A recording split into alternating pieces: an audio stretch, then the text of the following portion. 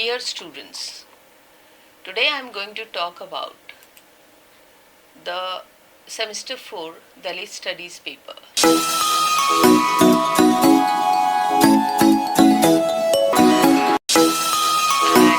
this paper, we are going to study Baby Kable, The Prison We Broke. The book which is prescribed in your syllabus is translated from Marathi by Maya Pandit, New Delhi, Orient Black Swan 2011. Suggested reading, if I go, then you pay attention to this suggested reading also, because that is going to help you in your exam. So I'm just reading out, you just listen. Joshil K. Abraham and Mirashi Barak, Judith, Dalit Literature in India, Routledge. Then Swaraj Basu, Reading on Dalit Identity, History, Literature and Religion, New Delhi, Orient Black Swan. Then D.R. Nagaraj, Flaming Feet and Other Essays, Dalit Movement in India, Rani Khet, Paramount Black. Then Archana Sinha and Mukhtar Alam, Dalit Muslim, Double Exclusion, a study on Dalit Muslim in Selected Studies of India. So these are text. If I am getting time and if we are getting sufficient material, I will definitely try to focus on these writings also. So right now we are going to study about Kable, The Prison We Broke. There are certain, this is your text. There are certain chapters, which we need to focus from the examination point of view also. So, Baby Kable lives in Paltan, a small town in Satara district of Maharashtra. She is a veteran of Dalit movement in Maharashtra, inspired by the radical leadership of Dr. Babasaheb Ambedkar. She has been involved with the struggle from a very young age. She has established a government-approved residential school for socially backward students in Nimbure, small village near Paltan. So these are basic informations. you need to know. This is definitely very significant. So she has established a government approved residential school for socially backward students in Nimbure, a small village near Paltan.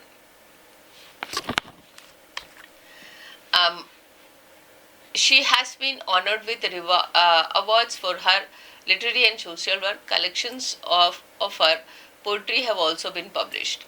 Maya Pandit is an activist who is involved with the women's and teachers movement in Maharashtra for the last 2 decades. She has published research papers on issues in the women's movement as well as education. She has also been associated with alternative Marathi theatre and translated Marathi plays into English. Now works as a professor and teacher educator at English and Foreign Language University, Hyderabad. She now works as a professor and teacher educator at English at Foreign Language University, Hyderabad. So this is what significant informations we have studied. What your text is there, content. I haven't taken to. Basically, in a soft copy, all such complications we need to face. So, cover page, title page, introduction, The Prison We Broke, an interview with Baby Kable, afterwards glossary. So, I will take first you to the the interview, which has been an interview with Baby Kable by Maya Pandit. We need to know, before we read any writer, and this class is exclusively for those who come from Dalit background and those who do not come from the Dalit background. Our perspective here is to know her as a feminist, as a woman writer, and especially because she comes from a very particular community that is formerly known as untouchables and presently known as Dalit. now there is a new concept or a new word is being used, nomenclature is being used, that is Bahujan. And the word Bahujan come from Buddhist literature. So let's say, these are evolutionary aspects of language, society, and culture. We will talk about that. Now, through this interview which is there, I want to make you understand what baby Kamli is thinking, from where her inspirations are coming. It will be a critical part of your answer, and you will definitely be enriched in a very significant way by listening this. Most of my classes I'm making as an audio. So even if you are not able to see sometime, just you can listen while traveling. In your autobiography, there are few references to your personal life. Can you tell us little more about yourself? Well, I wrote about my community experience. The suffering of my people become my own suffering. Their experiences become mine. So I really find it very difficult to think of myself outside my community. Let me tell you, there were so many women around us. They were determined to get their children educated because their Baba had told them to do so. So our women enrolled their children in school. Now they were ordinary agricultural laborers. Where could they get for paying fees to English school? In those days, there were no concession for the backward caste. School did not receive any grant from the government, but our women used to find ways of overcoming this hurdle. One woman had to pay 9 rupee as admission fee for her 2 sons in secondary school. Listen this story, and this story will inspire you. This story is a reply to those who make excuses that we didn't have this, we didn't have that. So how people are able to do in all the difficult circumstances, and how this woman, the story about whom baby Kamli is going to talk, how she paid the school fee for her children. An inspiring story, and let me just read out first. It's self-explanatory, but still I will make little explanation. So let's start in this way. Where was she to get this money? It was a rainy season, and there were no work even in the field, so there was no money. She couldn't talk about this to her husband. He was a construction worker. He would have put an end to their son's education, and turned them into laborers working for a constructor. Her relatives were too poor. There was no way she could borrow any money from them. Then she got a brainwave. They had saved some jowar for the rainy season in a big cane container. When her husband left for the work, she called her sons, took out all the jowar with the help of, quietly sold it to the merchant. The money was adequate for paying the fee. When her husband came to know of this, he of course thrashed her. Besides, they had to starve throughout the rainy season, but she did not allow the sons' education to suffer. They passed their matriculation examination and later even went to college. So you know how a mother is paying money when they did not have, this is what remarkable. They had to starve throughout rainy season. So she knew that after selling this grain, they did not have money, but she was so concerned for the education of her children. And there was another woman who faced a similar problem. She too needed money to pay the fee of her son's education, but there was nothing in the house. Then she remembered upper caste Marathi girl, a Patil daughter-in-law, whom she had known since childhood. Both belonged to the same village. She thought of a plan. She went to a friend and said, I have a problem. Can you help me? I have to go to my niece's wedding, but I do not have even a broken bead to wear. How can I go to the marriage without wearing any ornament? Now her friend was quite kind. She said, Okay, that's okay, no problem, not a problem, don't worry. Here, this gold necklace is there. Wear it for your wedding and you can return me afterwards. The party girl took off her necklace and threw it into the woman's hand from the above because she could not touch her Maha friend for fear of pollution. Anyone, this woman took necklace and straightway went to the pawnbroker. She got tidy amount of it, then took care of the fee. But now there was a problem of returning the necklace. She thought and thought about without sleeping a wink and whole night. Finally, she remembered an old aunt of her who had recently returned from Mumbai after having worked for many years. Generally, such women were known to buy gold whatever extra money they earned. She was bound to have a few gold ornaments. This aunt, who was widow without any children of her own except for a nephew, stayed by all herself in a small hut. She went to the aunt after having chatted with her on this and said, Masi, I have come to see you because I feel quite worried about you. You know that nephew of yours is a rascal. He knows that you have some money, few ornaments. Do you think you are safe from him?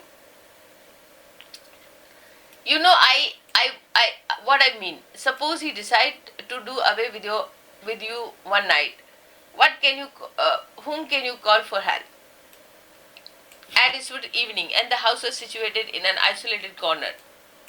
There was no one around the miles together. The old woman realized this was really foolish for her to keep her gold with her. She was quite overwhelmed by this display of affection on the part of her niece. She continued, Masi, you are only one we have got. Why keep your gold ornaments with you? Give them to me for safekeeping and don't worry.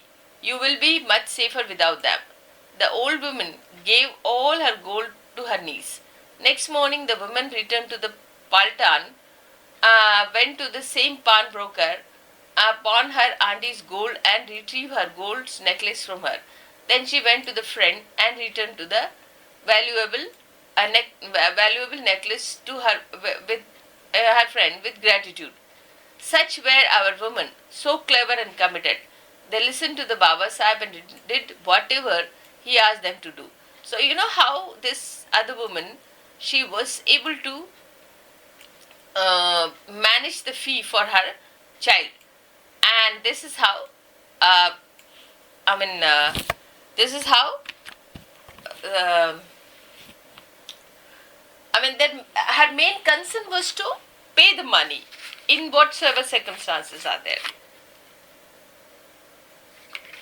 It shows the quite intelligent approach for a time being, and we don't find any intention of keeping the gold and ditching the Masi. This kind of intention you will not find. And for a time being, she need money, and for that matter, she has paid the money.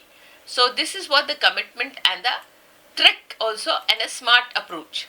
So where women differ from man in this respect, and why did they believe in Baba so much? It was only because of women the education became possible for us. Generally, man would say, why put our son into school, and if he's going to become a teacher or a clerk, it's a better if he start working as a laborer like me. At least he will earn a little money. You will ruin us with his madness, sending children to school indeed. But women paid no heed to such talk. Dr. Ambedkar said, you believe in God. You gave away generations to him. Now give me a chance. Give me this generation. Make sacrifice for 20 years. Enroll your children in school. Go hungry if you must, but educate your children. After 20 years, you yourself will come and tell me what is better, God or education. So this verse of Dr. Babasaheb Ambedkar touched the heart of our women.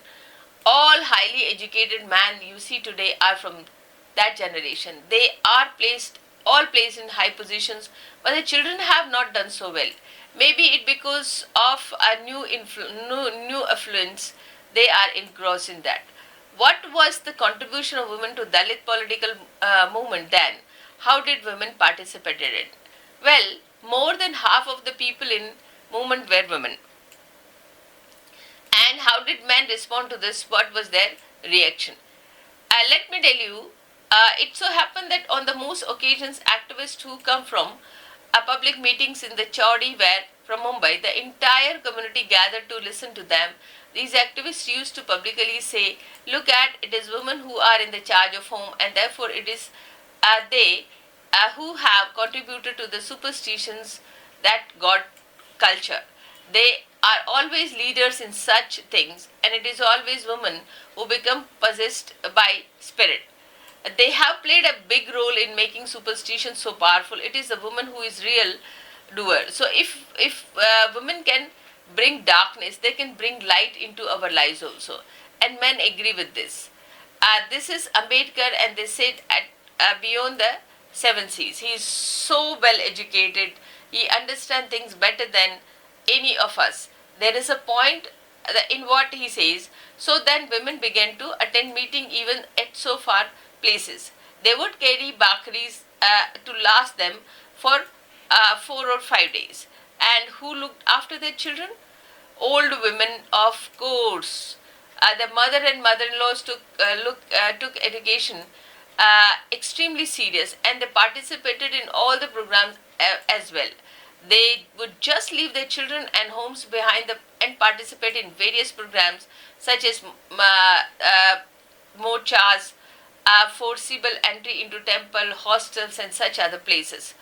They got a lot of encouragement for their menfolk as well, and both their young and old family members staunchly stood by them. Baba sent telegram and asked people to do something. Immediately preparations got underway. My brother was in boarding. He was in 9th standard and I was in 6th standard. I must have been 11 or 12 years of age, and because of my brother, I always got a chance to participate in those programs. So what was the experience like? This. That was a great struggle. There was a constant confrontation with the upper caste.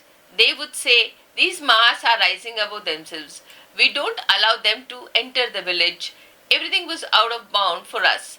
We could not even go to flour mill. They tried to make life difficult for us. It was slightly different in my own house, though my father used to manage things somehow. My mother was not allowed to go out of house. It was he and my brother, both of them activists. When used to get previous and other households stuff. What about school? All our leaders used to accompany us to school. Baba Sahib's words, education is your right and you must go to school, were stamps in our hearts. So there was no question of our not going to school. But once we were in school, we were given a different treatment. We were made to sit in corner on one side. Ours was a girls' school. It was actually a Brahmin school, since all the teachers and majority of the students were Brahmin. That teachers used to be awfully worried about our polluting them, and harassed us a lot as if we were their enemies. They treated us like lepers, really. They wouldn't even look at us. Our classmates were all upper caste girls, and they too used to be afraid of us.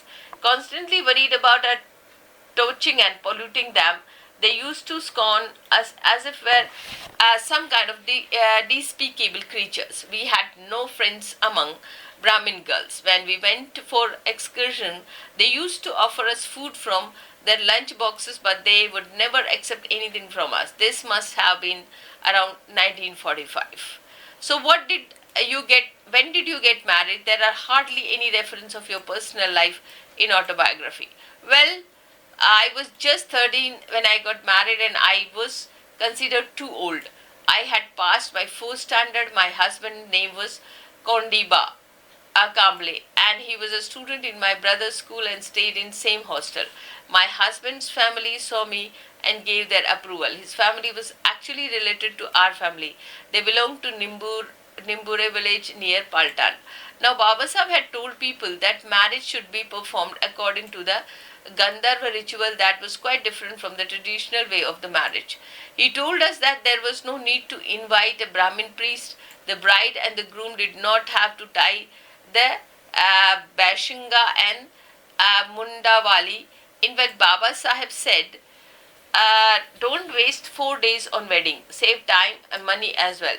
Just one sari for the bride and one pair of new clothes for the groom are good enough.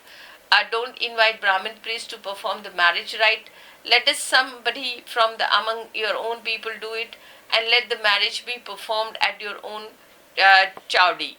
Mine was one of the first marriage to be performed in the new manner. After Diksha ceremony, marriage began to be performed according to Buddhist way. Till then, now we follow the practice of Gandharva Vivaha that Babas have laid for us. Anyway, for my marriage, my brother wrote the Mangalakshatas, Mangalakshatas, and were in praise of Dr. Babasaheb Ambedkar's work. After my marriage, we stayed in Paltan. Now there were some 13 to 16 people living in my household, and it was a house that really did not have too much space. Yet they all stayed together. We too stayed together for some time.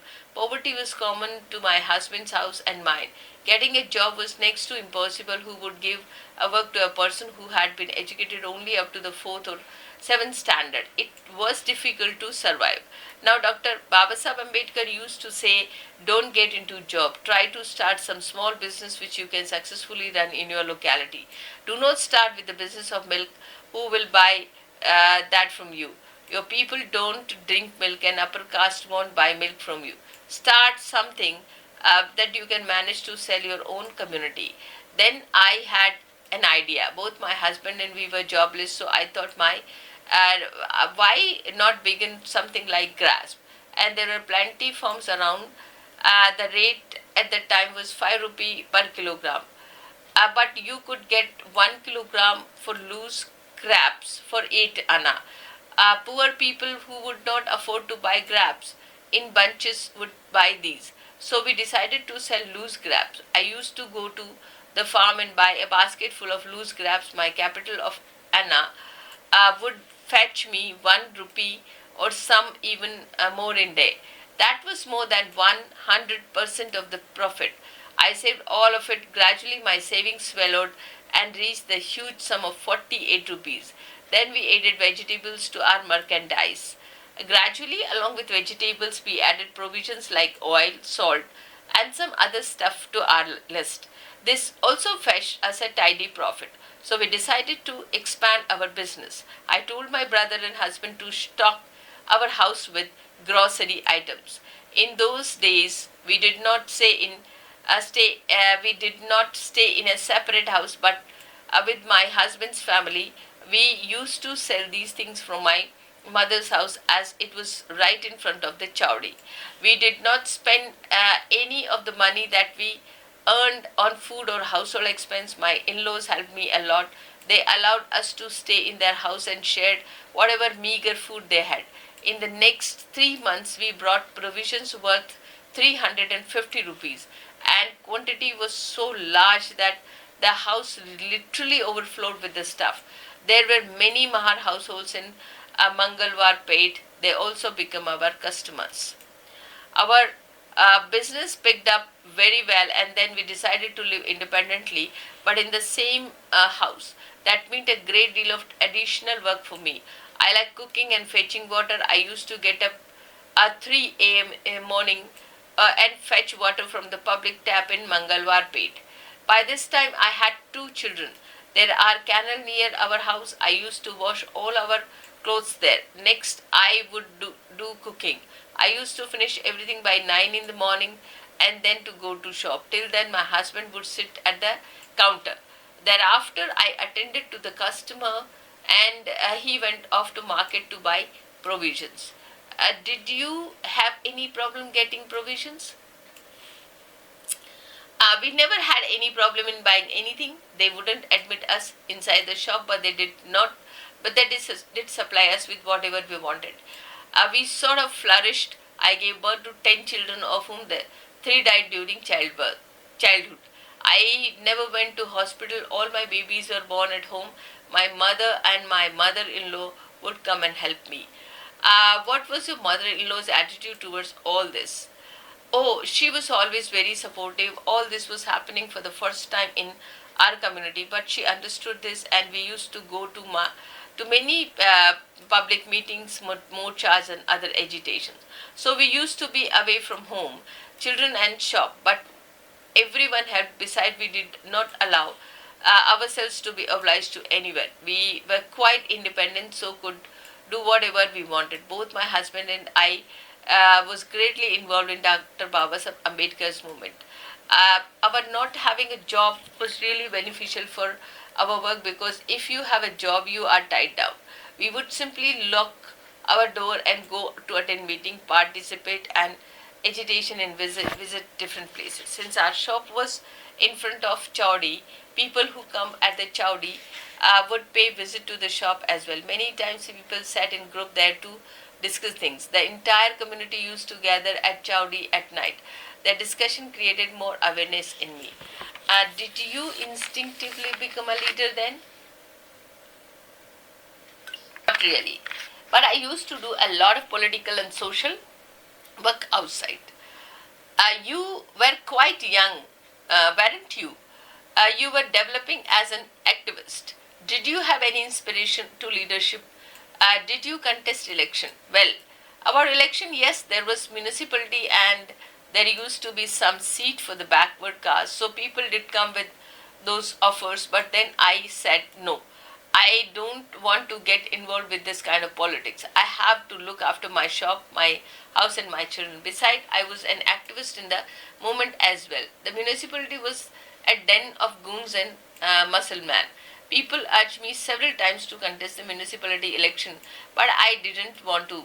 Both my husband and I felt that working with those people was not a risk worth taking, because once you are there, you get involved in many things, and I did not want to anybody to cast aspersions on me. Were there any other women activists at that time who worked along with you? A woman who at this public meeting organized people? Not really. Women started participating much later when they became educated. There were very few that worked along with. We used to address meetings, give speeches. My grandmother was from Mumbai. She had worked with the workers union. Then gradually more women began to participate. I must tell you about the women in Mahila Mandal that Raja Mola Jiraje Nimbalkar and his wife Lakshmibai had started in Paltan. The Raja had taken the initiative and told that Rani, at least one woman from every Mahar household in Mangalwar Pet, was to be made a member of the Mahila Mandal. Since my father never allowed my mother to go, I became a member. There was quite a few militant women from our community who became member. They would not hesitate to fight for their rights. They demanded chairs to sit and participate in the deliberations.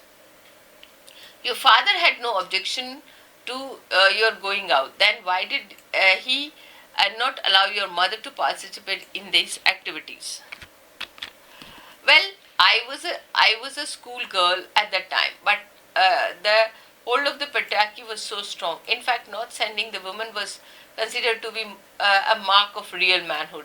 A man who did not allow his wife to go out earn respect from the people, and you cannot see even the fingernail of his wife, they would say reverentially.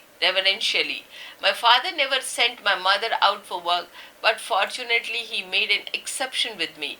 I always used to be with my brother. How did women from our community?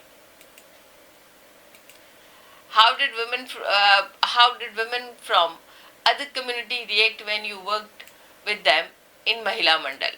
Oh, they welcome us. When there was a program, they came in the program and made me close the shop.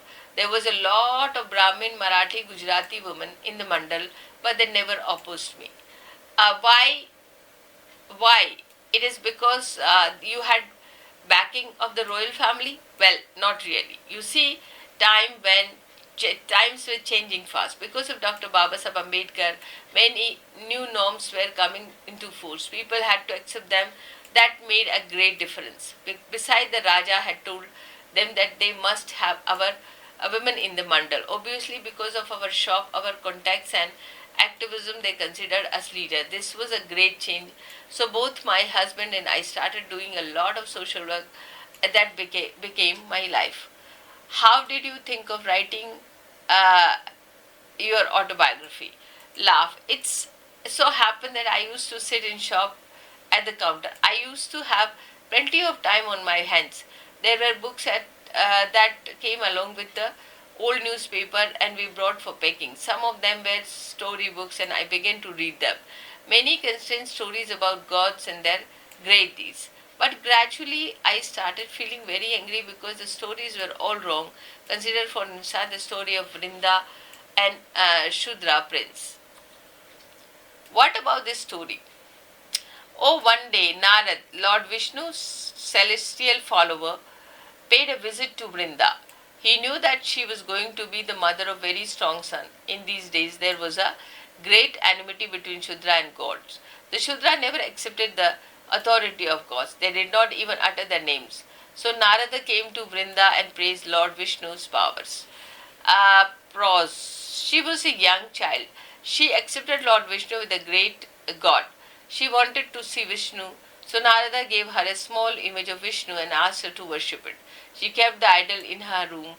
Her father got very angry with her, but Vrinda did not give up prayers to Vishnu. Her father tried very hard to convince that a Vishnu was not she thought to be, and she wouldn't give up. She grew up with her father, got married off to Jalandhar, son of another Shudra king, Sagar.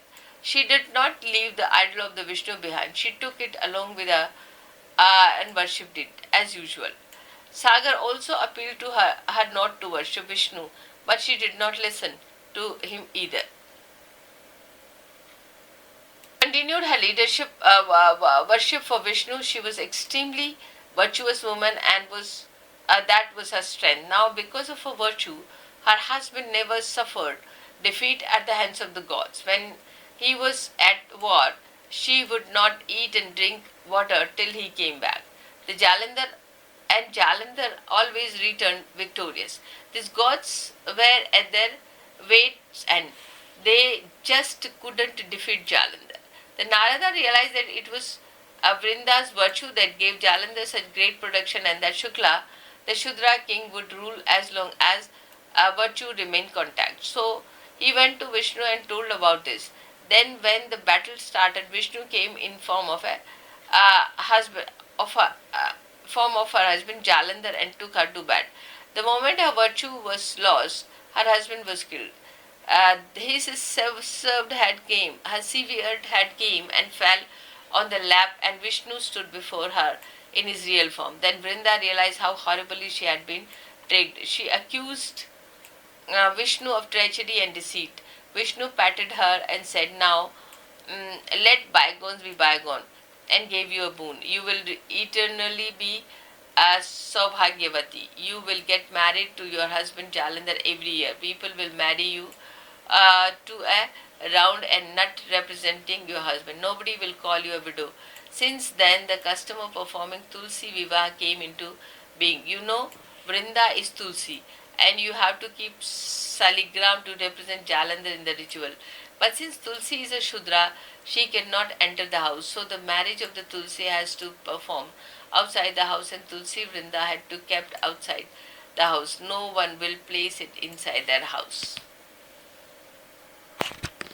I read this story, I was furious. The story clearly represents how the upper caste in the mythologies repression of the Shudra man and woman. So I started writing about these women who were repressed. Then I also got some book on women like Pandita Ramabai. Attending Babasaheb meeting and reading these books gave me an acute sense of agony and plea. Especially women have suffered. Then I thought I have to express my anger, give vent to my sense of outrage, but merely talking about it will not suffice. How many people can I reach and that way? I must write it and I must proclaim the world that we have suffered. But how did you begin to write? And when did you get time to write? You had to sit at the counter and take care of things. Oh, that's a long story indeed. Look, I reach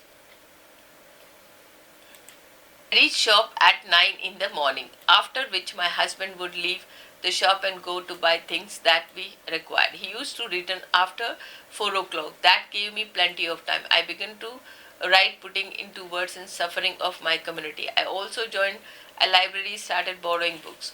Whenever I had a little time, I would furiously make notes. I filled many such notebooks. Writing was a difficult task. I had to take great care and nobody saw me writing.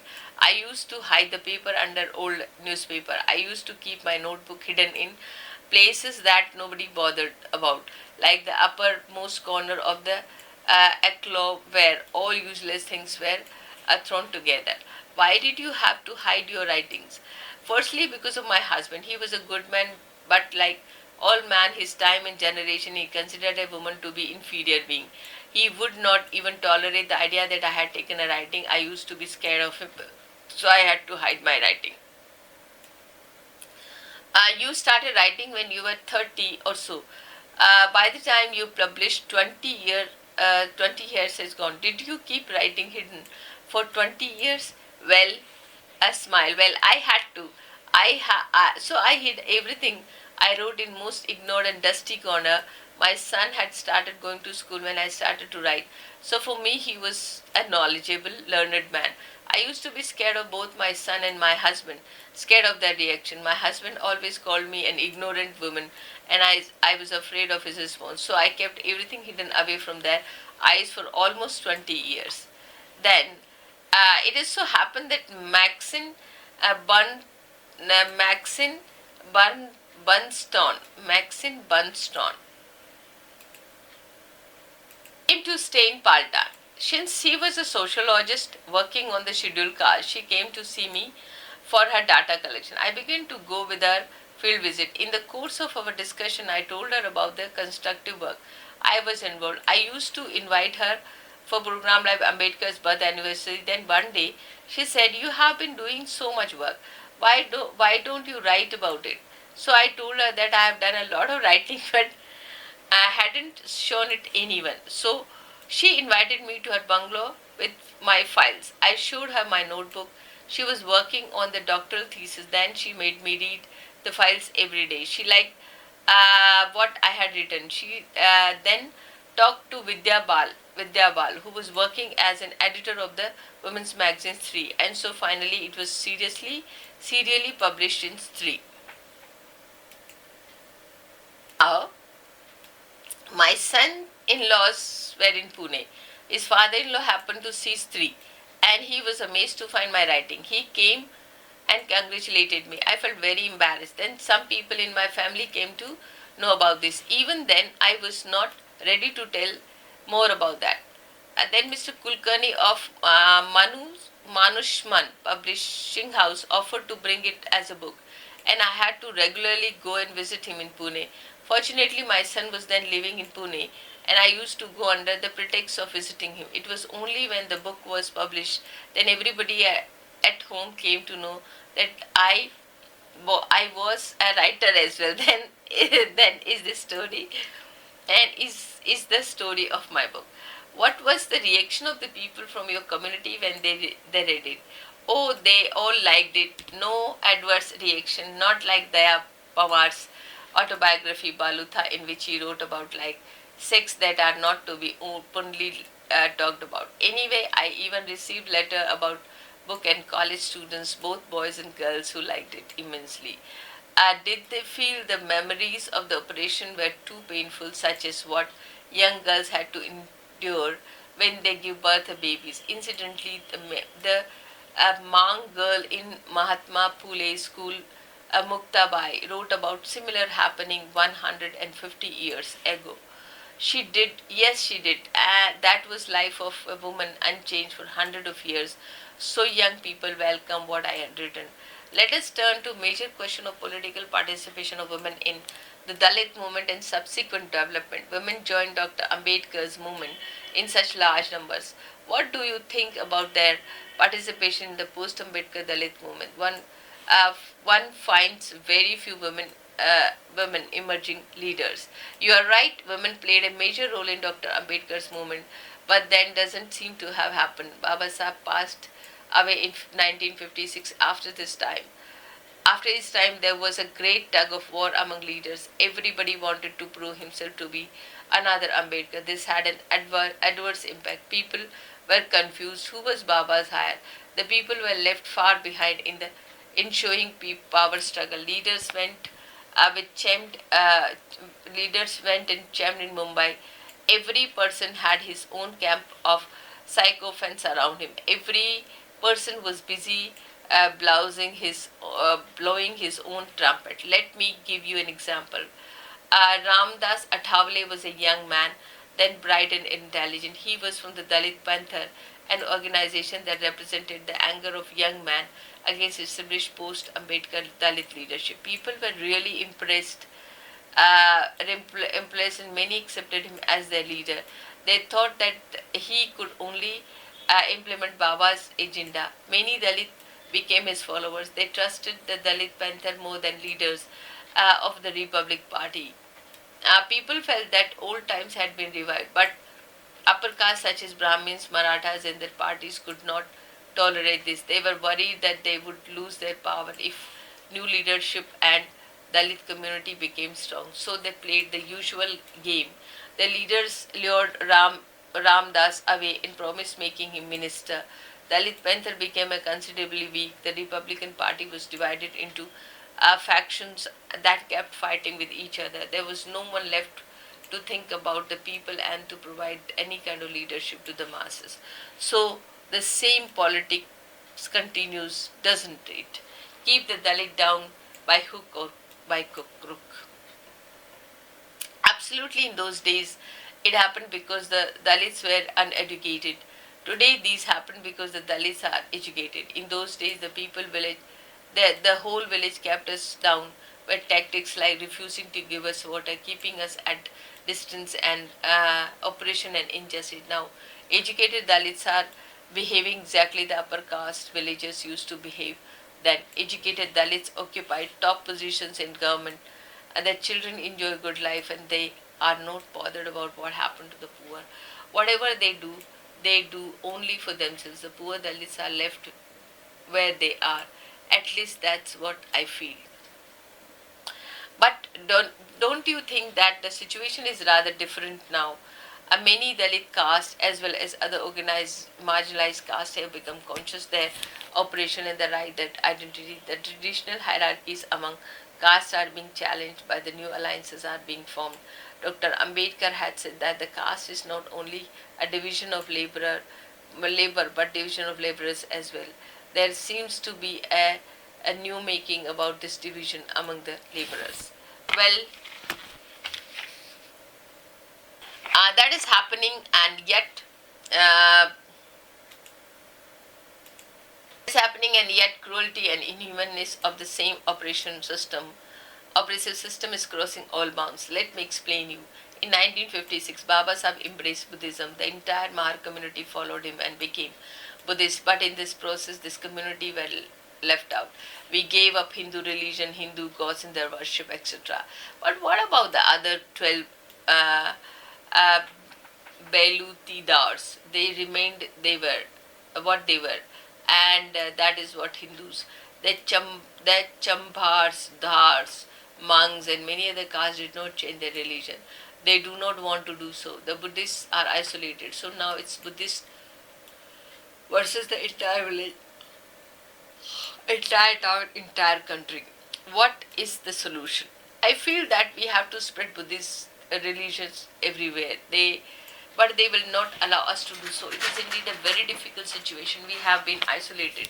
We will have to fight even if we had to die in this struggle. That seems to be our future. The Hindu religion has become more aggressive and dominant as since we became Buddhists. Revivalist tendencies are becoming stronger than ever. There never used to take place so many Satyanarayan pujas before, you know. Now, just look at the proliferating religious programs. The Hindu really become more conscious of their religion after Dr. Babasaheb Ambedkar became a Buddhist. Now, the Buddhists are deliberately isolated. The media is in the hands of the Hindus, fundamentalists. They used to systematically for their use campaign. We have to face this challenge now. How did the 12 Balu Tidars have behave in those days? What was their attitude? All of them had to coexist. We were all together. There were many castes such as Chambar, Dor, Koshti and other had been exploited by the upper caste for their selfish ends. We were outside the village, they were inside. But we were all Shudras. Actually, even the Marathas were Shudras. But the Brahmins were so clever. They took all those castes inside the village according to their own needs, and then they systematically built a hierarchy among them. And at the bravest caste of Mahars were the original inhabitants of this land was yoked to their cart because they were most scared of this caste. They wanted to keep them permanently oppressed to avoid the possibility of their becoming strong again. Except for Matang caste, all were allowed to stay in the village. They also created a sense of hierarchy among us. The Chambars used to scorn us. We considered the Dors to be beneath us, and the Matangs were considered to be beneath us. That was we were taught to think. We kept on treating them like, and they remained distant. Why didn't the Matang join you and convert to Buddhism?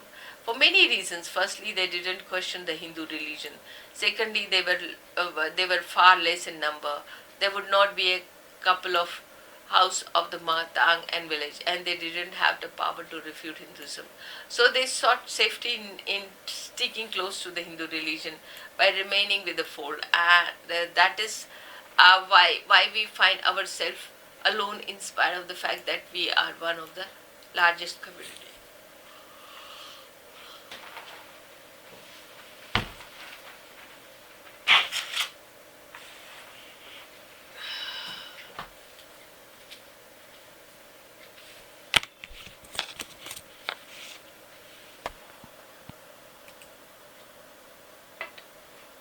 Other thing did you write about?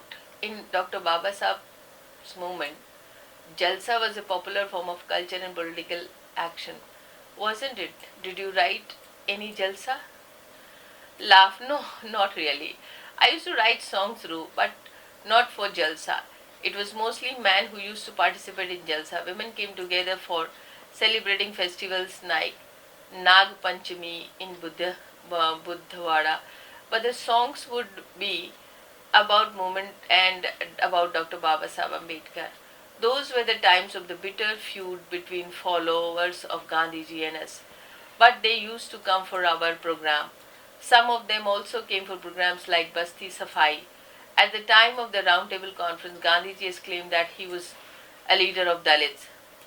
Then Ambedkar challenged him and appealed to all his people to send telegram, which we all did.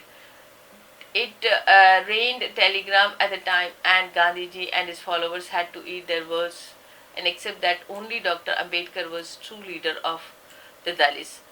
Did you ever participate in program organized by Congress? Never. Dr. Babasaheb had told us that Congress party was a burning house. Entering the house would not help our community. Then we start looking at them as an enemy. But now situation has changed a lot of post-Ambedkar period. Our militancy is gone. Our leaders are hankering after money. There is no talk of any struggle now. People have become disorganized. They are divided into so many groups, Gawai group, Atthavale group, and so on and so forth. People did come together at the time of Riddle controversy, didn't they? yes, only sometime like that will bring all those groups together. What do you see today? The major problem of Dalits. Consider migration of Dalits from the village to city. Many people migrate in search for work to the city from the village, yet quite sizable number are left in village. If there are only 7 to 8 houses in Buddhist, the village can pressurize them. But when there are 25 to 30 houses, they generally there is a far less pleasure. Of course, in cities like Pune, Mumbai, even Paltan, there is no question of anybody trying to apply pressure on them. But then, how many have access to education? How many have jobs?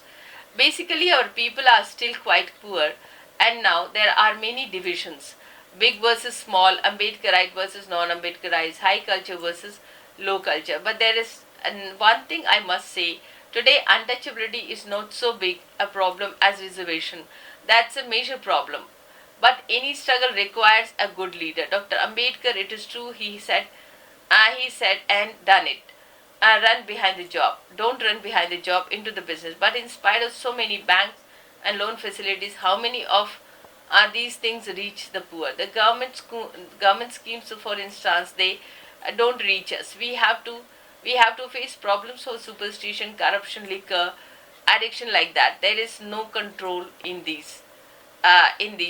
no control on these. This is a significant point. You can understand. This how these are the basic problems in the Dalit: superstition, corruption, liquor, addiction. These are the basic problems, and I think it need to be discussed and talk, and it need to be cured. Do you think women suffer more? Yes, I think so. Now, take for instance reservation. Many illiterate women from communities like uh, Danagar, Ramoshi, etc., have the opportunity to become village sarpanch. But how many women are allowed to function meaningfully? Upper caste goons will never allow them to work. They control everything. Women are still slaves, and it is not just Dalit women. I see many, many women from both upper and low caste. All women are facing problems, especially women from village. Their oppression doesn't come to light. All these cases of rape are suppressed for fear of family honor, pressure from the dominant communities and political parties. Women work very hard, yet so far many problems in spite of slight improvement in the financial position. You have done so much work in your life, contribute to the social and education development of the people from many oppressed communities. You are running an ashram shala in Nimbure for them. You are trying to reduce their suffering. The school in Nimbure is real achievement. There are 250 students now in my school. That's what Ambedkar used to tell us to do. Suffering has come constant campaign to us. Did you suffer in your personal life as well? In my personal life, I had to suffer like many other women, but how do you go and talk about it when everyone is suffering? In my personal life, there were some issues in those days. Men always wanted to control women. It was quite common for a husband to beat his wife because he doubted her faithlessness, and I wasn't an exception. Once we went to Mumbai to attend a meeting. We travelled in a general compartment and was very crowded, and some young man happened to start to stare at me. My husband immediately suspected me and hit me so hard that my nose started bleeding profusely. But when there are 25 to 30 houses, they generally there is a far less pleasure. Of course, in cities like Pune, Mumbai, even Paltan, there is no question of anybody trying to apply pressure on them. But then, how many have access to education? How many have jobs? Basically, our people are still quite poor, and now there are many divisions: big versus small, Ambedkarite versus non-Ambedkarites, high culture versus low culture. But there is one thing I must say: today, untouchability is not so big a problem as reservation. That's a major problem. But any struggle requires a good leader. Dr. Ambedkar, it is true, he said and done it. Run behind the job. Don't run behind the job into the business. But in spite of so many banks and loan facilities, how many of these things reach the poor. The government schemes, for instance, they don't reach us. We have to face problems of superstition, corruption, liquor, addiction, like that. There is no control in these, no control on these. This is a significant point. You can understand, this, how these are the basic problems in the Dalit: superstition, corruption, liquor, addiction. These are the basic problems, and I think, it need to be discussed and talk, and it need to be cured. Do you think women suffer more? Yes, I think so. Now, take for instance reservation. Many illiterate women from communities like uh, Danagar, Ramoshi, etc., have the opportunity to become village sarpanch. But how many women are allowed to function meaningfully? Upper caste goons will never allow them to work. They control everything. Women are still slaves, and it is not just Dalit women. I see many, many women from both upper and low caste. All women are facing problems, especially women from village. Their oppression doesn't come to light. All these cases of rape are suppressed for fear of family honor, pressure from the dominant communities and political parties. Women work very hard, yet so far many problems in spite of slight improvement in the financial position. You have done so much work in your life, contribute to the social and education development of the people from many oppressed communities. You are running an ashram shala in Nimbure for them. You are trying to reduce their suffering. The school in Nimbure is real achievement. There are 250 students now in my school. That's what Ambedkar used to tell us to do. Suffering has come constant campaign to us. Did you suffer in your personal life as well?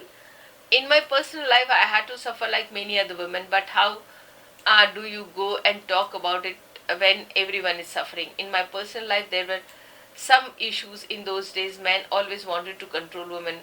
It was quite common for a husband to beat his wife because he doubted her faithlessness, and I wasn't an exception. Once we went to Mumbai to attend a meeting. We travelled in a general compartment and was very crowded, and some young man happened to start to stare at me. My husband immediately suspected me and hit me so hard that my nose started bleeding profusely. But people do look at you in train, and don't they? How do you stop them for doing so? But there was no point in explaining this to him. He wouldn't listen. We did not stay for the program either. We did not stay for the program either. The same evening we returned, and he was so angry that he kept hitting me in the train. Such things were so common. All my life I had to face this violence. How did you endure? Where did you get the strength? He would beat me up for some flimsy reason. Actually, he used to be very suspicious. I tried very hard to prove my innocence. I used to cry, explain, plead with him. Then for a few days everything would be normal. Then again after some week and something would happen and suspicion would raise its head. Once again I had to pass through a series of such things. In fact, this was a life most women led. Every woman knew it by heart. Every woman tried to negotiate her way out of these hardships. Giving up one's husband and marry another wouldn't solve the problem, because the husband would be the same in every man. So I decided that wouldn't leave. I wanted to do something constructive, and I would come with my way. I never retaliated. I used to say, okay, let him say whatever he wants. Nobody else say it except him. That's okay. All others, the society had good words for me, and I had the support all our men and women. That was very precious for me, and that was my strength really. Do you feel it was the fear of this violence, the fear of the suspicion of the husband's mind, that kept women away from staking claim in political leadership? Absolutely, women used to be afraid of even looking at their husband. Fortunately, I was from Paltan, People here knew me, and I had a backing of everybody, my father, my brother, people in community, so I could achieve something. Did you ever tell your father or brother or friend about this? No, never. I never discussed my sufferings with anybody. I bore it all alone. Sometimes I used to feel desperate. I used to feel like giving up everything. I had an old uncle. He was blind in one eye. He used to tell us stories of the Pativrata woman from mythology. Those stories influenced me a lot. I think that they also gave me strength to go through all this. My mother-in-law, sister-in-law, and they were all so good to me, except my husband. No one else behaved like that. It is a man suppress a woman in our society. That's not just a relish of the past. Even after independence, anything would cause the husband to suspect his wife. No support woman was cleaning pots and pans at the front door because there was no other place where she could do. The direction in the house she threw, the dirt water might be taken as a signal of her sword to lover. Then the husband would attack his wife, and why did they throw water in the particular direction? Who was standing there? What was the signal for? And where all you meet your lovers, the poor woman would lose power of speech. She would be too scared even to utter a word in the self-defense. When she carried 2 or 3 pitchers of water on her head, she had to support them with her hands. Even that raised suspicion, right hand or left hand. What was a signal? Why did you bend your hand in that way? It was impossible. It was an impossible question. How could you answer this? Can you imagine how women must have suffered? But they faced all those and did so much. Oh my God, that's too much suffering. Oh, didn't you even feel like writing about this? Well, he was my husband after all. I spent so many years married off, and because I had my community to consider, our lack of education progress, it would be so demeaning. Besides, this was the fate of most of us women. I wasn't an exception. So, why write about? I felt beside the root cause of this was a male ego. Look, husbands then didn't even anything else to do. No education, no job, even food they had to buy. Their male ego gave them some sense of identity, and I am a man, I am superior to women, I am somebody. If the whole village torture us, we will torture our women. Fathers used to teach their sons to treat their wives as footwears. A wife's place was near her husband's feet. That's the way of asserting the way they too were somebody. Now, of course, um, things are changing because the education. There is a job sense. There is a sense of achievement. There is ego sustained by that ego is sustained by the success. Anyway, for me, suffering of my community has always been more important than my own individual suffering. I have identified myself completely with my people, and therefore Jina Amucha was the autobiography of my entire community. The Riddle controversy was generated with the publication of the essay written by Dr. Ambedkar entitled Riddle of Rama and Krishna, where Dr. Ambedkar had severely criticized the Hindu gods Rama and Krishna. This essay was published as a chapter in the fourth volume of Dr. Ambedkar's collection, Writing, published in Government of Maharashtra 1987. Madhav Gadkari, the then editor of the Marathi daily called Lok Satta, wrote in his column, Chaufar, that Ambedkar had maligned Hindu gods and had hurt the feeling of the Hindus, while Thackeray, chief of Shiv Sena Hindu fundamentalist organizations, demanded that controversy chapter deleted from the fourth volume of it. Masses, the left and other progressive sections of the society joined hence to counter attack of Hindutva forces. Huge protest march were taken out of all their Maharashtra. Congress government had to redeem the chapter and controversy died afterward. It is interesting to note that in this controversy took place against the backdrop of the government of India ban on Salman Rushdie's satanic verses and the Ram Janmabhoomi Andolan started in 1986 by the Vishwa Hindu Parishad. End up here. You subscribe the channel. See, most of 70% of you are going through my channel and not subscribing. This is unfair.